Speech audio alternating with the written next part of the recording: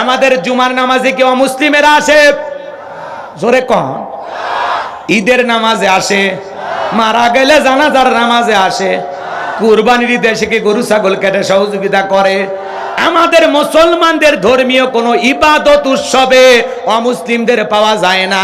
আর আমরা মুসলমান এতটাই নির্লজ্জ বেহায়া, যখন পূজার মেলা আসে গান গায়ের বলে মেলায় যায় রে, মেলায় যায় রে। মুসলমান মুখে দাঁড়িয়ে আছে, মাথায় টুপি আছে, বউকে বোরকা পরাইয়া বউ বাচ্চা নিয়ে মেলায় যায়। মুসলমানের জন্য ওদের মেলায় যাওয়া জায়েজ না হারাম? হুজুর যদি বলে বাবা খবরদার, অমুসলিমদের কোন উৎসবে মুসলমান যেতে পারে না, ধর্ম যার উৎসব তার, তাদের ধর্মের উৎসব তাদের কাছে, এখানে মুসলমান যাওয়ার কোনো, শুধু যাবে কারা? নিরাপত্তার দায়িত্ব পালন করবে যারা। কারণ এখানে একটা বিষয় আছে, অমুসলিমেরা, মুসলমানেরা যে এলাকায় ক্ষমতায় থাকবে, অমুসলিমেরা কেমন থাকবে? ডিমের ভিতরে কুসুম যতটা নিরাপদ, মায়ের কোলে দুধ পান করা শিশুটা যত নিরাপদ, অমুসলিমেরা তার চাইতে বেশি নিরাপত্তা নিয়ে মুসলমানের দেশে বসবাস করবে। আমাদের দায়িত্ব তাদেরকে নিরাপত্তা দিয়া তাদের অধিকার নিশ্চিত করা। কথা বলে ঠিক কিনা? তারা আনন্দে থাকবে, তাদের অধিকার আপনাকে আমাকে দিতে হবে। তাদের 12 মাসে 13 পূজা, যারা তারা যা খুশি তাই করবে, তাদের ধর্মীয় কোনো নিয়ম নীতি পালন করতে আমাদের কোনো বাধা নাই। আমাদের কোনো বাধা আছে? বরং আমরা কি দেব? নিরাপত্তা দেব। কিন্তু আমরা কি করি? ঢালাভাবে সবাই যাই, কিন্তু যারা নিরাপত্তার দায়িত্ব পালন করবে শুধু তারাই যাবে। আর এখন যেহেতু সবই আছে, এদিকেও মুসলিম আছে, অমুসলিমও আছে, তাহলে তাদেরকে আপনি ওই দায়িত্ব দেন। কথা কয় না ভাই? কষ্ট পাচ্ছেন নাকি আপনারা? এই কথাগুলো বললে অনেকে রাগ করে। আমার এলাকায় এক ছেলে কয়, হুজুর আমি পূজার মেলায় গেছিলাম, যা দেখে প্রতিমার সামনে অনেকগুলো কলা লাড়ু কয়েকটা খাইয়ে ফেলে দিচ্ছি। আছে না নাই? আবার মানুষকে বলবেন ভাই খবরদার তাদের উৎসবে আপনারা যাবেন না, তখন বলে হুজুর একদিন গেলে কি হিন্দু হয়ে গেলাম? তেরে বুঝাবে কে ভাই? কোন হুজুর বুঝাবে? কোন জিবরাইল এসে ওয়াজ করলেও এরকম ঠেটা টাইপের মানুষকে পরিবর্তন করা সম্ভব? আপনি যাবেন কেন? আপনি মুসলমান, আপনি কি আপনি যাবেন কেন?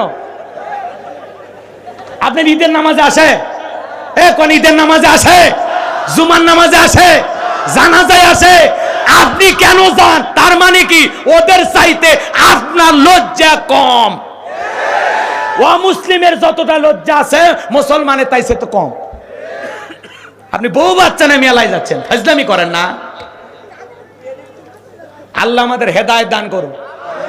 এই কথাগুলো বললে আমাদের বিরুদ্ধে অনেক মানুষ গরম হয়, হুজুর এই কথা কেন বলেন?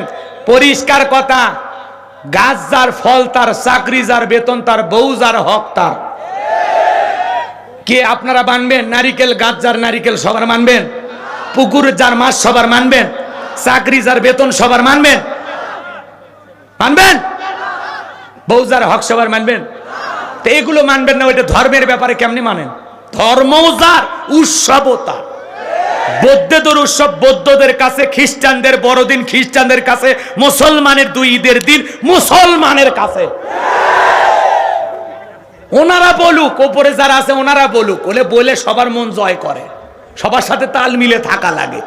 ওই স্লোগান ওনাদের জন্য জায়েজ থাকলেও আমাদের জন্য বলা জায়েজ নাই।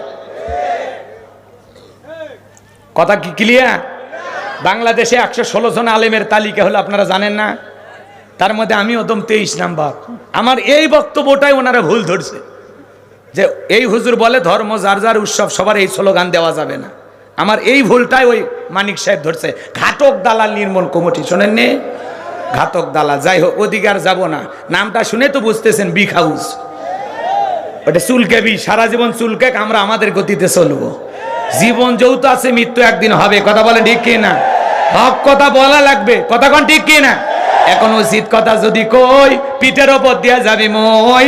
এ আনন্দ কিছু লোক কিনা খাবে বগুড়ার স্পেশাল দই। যত দোষ নন্দ ঘোষ, সত্যটা বললে দোষ, করলে অন্যায়ের প্রতিবাদ। নামটা হবে তোমার মৌলবাদ, নামটা হবে তোমার জঙ্গিবাদ। উচিত কথা বললে অনেকে বেজার হবে, আফসোস নাই। আজকে চোর ডাকাতের তালিকা নাই, তালিকা হয় আলেমদের। এটা দুঃখজনক না? জি, তারপরেও বাংলাদেশে যে 116 জনের মধ্যে আমি যে 23 নাম্বার, আমি নিজেকে অনেক ভাগ্যবান মনে করি যে যাক ওরাও আমার ওয়াজ শোনে, ওরাও কি এই জন্য আমি খুশি হয়েছি। না না হলে এই বিষয়টা ওরা খুঁজে পাইতো কিভাবে? তার মানে আমার আলোচনা শোনা লাগছে, কথা কোন ঠিক কিনা? তাহলে জেহেন সাফ করেন, বিবেক পরিষ্কার করেন, ধর্ম যার, ঠিক আছে তো, ধর্ম যার যার, উৎসব তার তার, ধর্ম যার, উৎসব তার। এক ধর্ম উৎসব আর এক ধর্মের সাথে মিলাবেন না।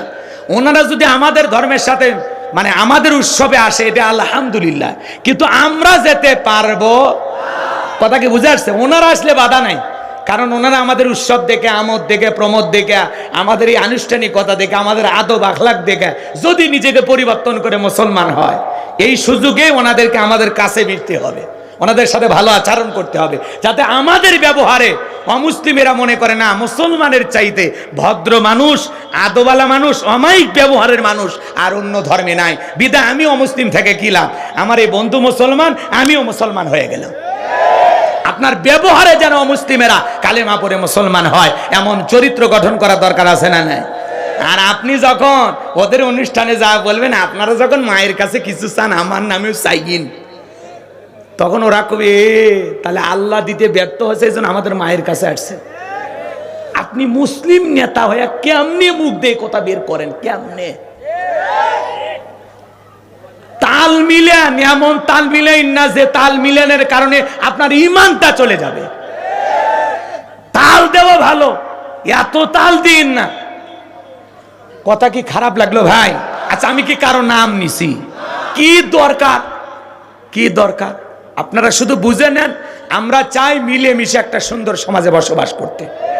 এমন স্লোগান দেন যেটা সবার জন্য মঙ্গলজনক, কথা কোন ঠিক কিনা?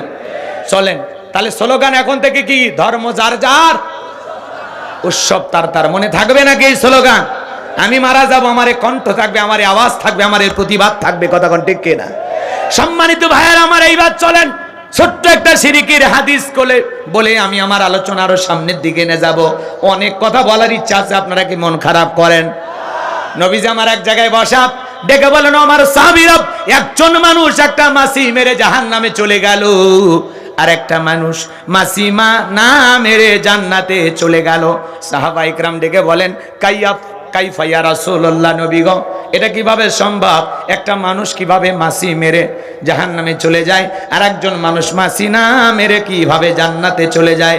আমার নবী ডেকে বলেন, শোনো আমার সাহাবীরা, একটা জালেম বাদশা ছিল, রাস্তার মোড়ে মোড়ে মূর্তি বানায় রাখতো। ওই জালেম বাদশার নিয়ম হলো, ওই রাস্তাতে যত মানুষ হেঁটে যাবে, প্রতিমার নামে কিছু না কিছু দিয়ে যাওয়া লাগবে।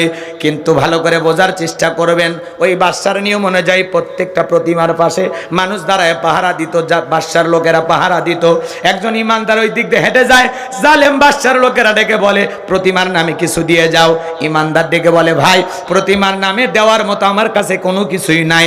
এইবার বাদশার লোকেরা ডেকে বলে, যেহেতু দেওয়ার মতো কিছুই নাই, ওই প্রতিমার নাকের ডোকা একটা মাছি পড়ে আছে, ওখান থেকে একটা প্রতিমার নামে মাছি মেরে নিরাপদে তুমি চলে যাও।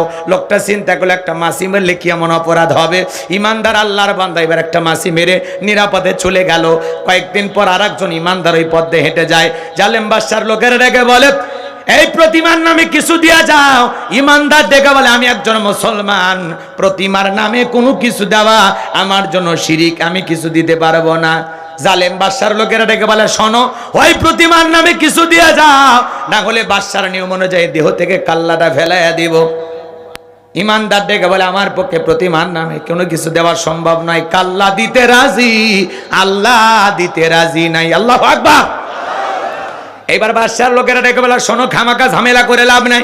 কয়েকদিন আগে তোমার মতো একজন ইমানদার এই পথে হেঁটে গেছে, আমরা তাকে সুযোগ দিয়েছিলাম, নাকের ডোকায় মাছি পড়েছে, একটা মাছি মেরে সে চলে যাক।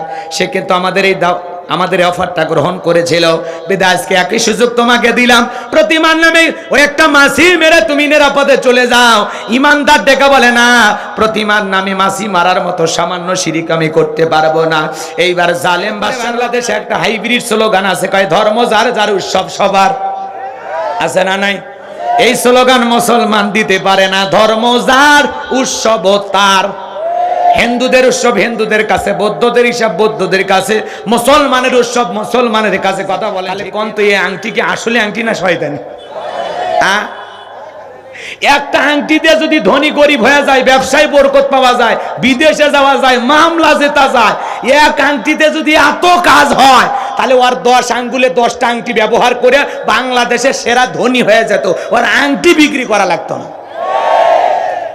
এগুলো বিশ্বাস করা যাবে না, কথা কয় না। এরপরে আরো কত কথা আছে, অত কথা বলবো না। কয় শনিবার মঙ্গলবার বিয়ে করা হয় না, আছে না নাই? এরপরে মাগরিবের পরে মানে সন্ধ্যা হয়ে গেলে যে শ্রমিক কাজ করেছে এর টাকা দেওয়া যায় না। কেন? যদি বড় লোক ওই শ্রমিককে রাত্রিবেলা টাকা দেয়, বড় লোক নাকি ফকির হয়ে যাবে। কথা কন নাকি? এরপরে হাত চুল গেলে নাকি টাকা আসে, এরকম ধারণা আছে না নাই? একজনকে বাঁধেন, বাঁধে 3 দিন হাত দুটো খুলে রেখে খালি চুলকে চামড়া উঠে যাবে, তাও টাকা পাবে না। কয় 5 চুল গেলে বেড়াইতে যাবে, চুল আশ্রি থেকে চিরুনি যদি পরে যায়, কয় মেহমান আসবে, যা পাগলি যা রান্না শুরু কর। কথা কন না কে? এরকম ধারণা সমাজে আছে না নাই? বাজান গো, কয়টা কথা বলবো, বলতে গেলে অনেক সময়টা চলে যাবে। ছোট্ট বাচ্চারা কপালে কালো টিপ দেয়, পায়ে কালো টিপ দেয়, কেন? কয় বদ নজর থেকে বাঁচার জন্য। আপনারাই বলেন তো বাজার, তকদিরের ভালো মন্দ সবকিছু কার হাতে? ওয়াল কদরিহি শাররিহি মিনাল্লাহি তাআলা ওয়াল বাসি বাদাল মাউত। কথা বলেন ঠিক কিনা? তকদিরের ভালো মন্দ সবকিছু কার হাতে? এরপরে নতুন ছেলের বউ চা বানায় দিকে চায়ের কাপটা পরে ভেঙে গেছে, কয় অলক্ষণে বউ আসছে, প্রথম দিনে সংসারে জিনিস ভাঙতেছে, অলক্ষণে কুলক্ষণে বলে কোনো কিছু নাই। এটা শাশুড়ির হাত থেকে ঘটতে পারত। একটা চায়ের কাপ ভাঙ্গার কারণে মানুষের কপাল ভালো মন্দ হতে পারে না। এগুলো ধারণা করা শিরিক। পরিষ্কার কিছু কথা কি আপনারা বুঝেছেন নাকি আরো বলবো? লম্বা হবে, লম্বা করবো না। বাজান গো আমার, মুসলমান হিসাবে আপনাকে অনেক বিষয় জানা লাগবে। তাহলে মুসলমান শিরিক থেকে বাঁচার দরকার আছে না নাই? জোরে বলেন, দরকার আছে না নাই?